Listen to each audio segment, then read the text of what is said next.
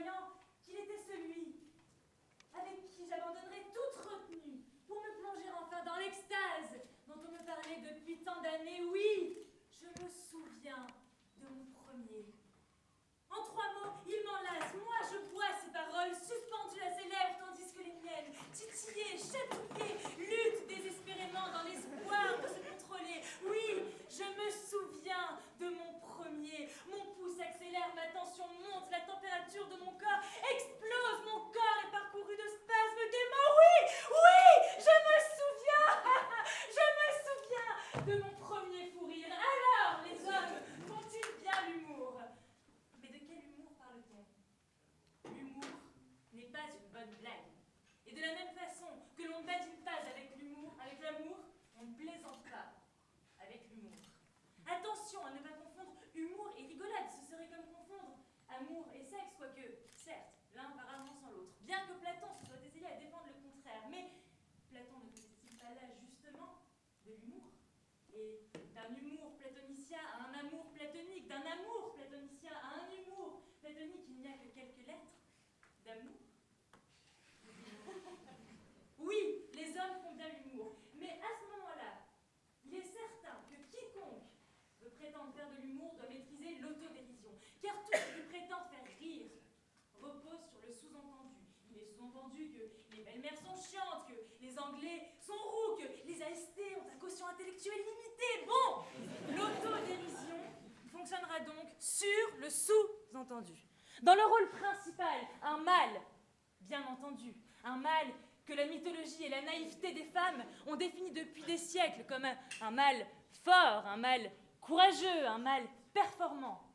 Et l'on définit ainsi un sous-entendu, ou peut-être était-ce un mâle entendu, selon lequel les hommes sont les égaux des dieux. Or, l'homme n'est pas l'égal du dieu, et il est donc facile pour lui d'ériger la poutre maîtresse de l'humour, l'autodérision. Messieurs, prenez-en note. Vous devez accepter qu'à Zeus, Hercule, James Bond, jamais vous ne vous comparerez. Ne prenez pas ce risque qu'en cas d'échec cuisant, on vienne vous servir un verdict humiliant, car pour vous consoler, l'on n'enfoncera que plus de couteau dans la plaie. C'est pas grave, tu sais. Non.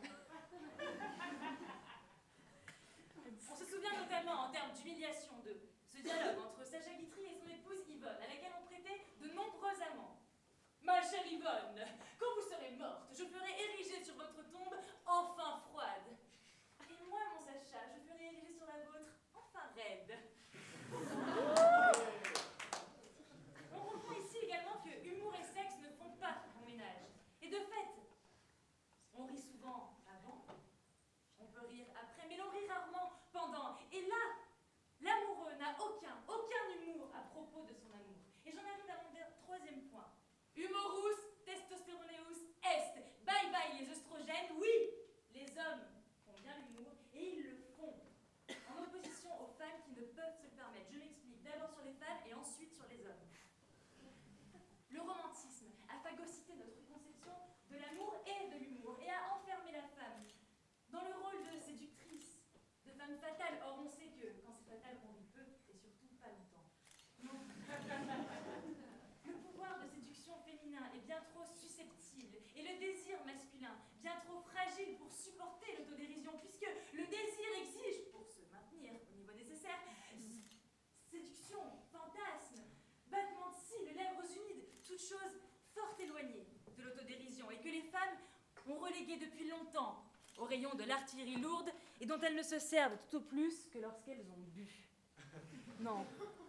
Décidément, les femmes ne font pas le poids face aux hommes quand il s'agit de faire de l'humour. Le sourire de la Joconde? Mystérieux, mais certainement pas la mimique de celle qui pense à un truc drôle. L'origine du monde? Gravité, crudité, profondeur. Rien qui nous ferait à rire. Imaginez le même tableau, mais en masculin, et tous les noms rigolos dont on l'aurait baptisé. La Sainte Vierge. Elle pourrait se gargariser de cette bonne vanne qu'elle vient de faire à Joseph en enfantant sans faire appel à ses services, mais non. Elle reste béatement sidérée face à la gravité de la maternité et aux responsabilités dont elle devra répondre.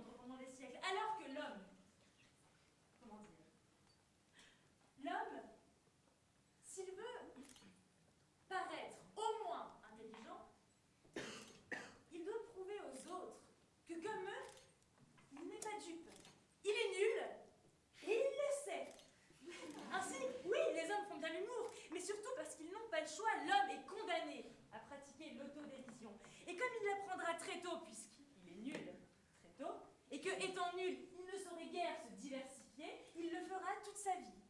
Du berceau, à la cour de récré, à la machine à café, au bureau, en passant par les réunions, jusque dans les meetings, les plateaux télé, les concours d'éloquence. Mais à force d'exécution, l'aptitude devient compétence. Et donc l'humour devient l'essence de l'homme. Et je finirai sur ces mots. L'humour est le point d'allure entre l'amour et l'homme. L'amour pour épée, l'humour pour bouclier. Sans humour, pas d'allure, point d'amour et point d'amour, point d'homme. Sans humour, nous mourrons, mais l'homme est-il si mûr qu'il le pense pour l'humour?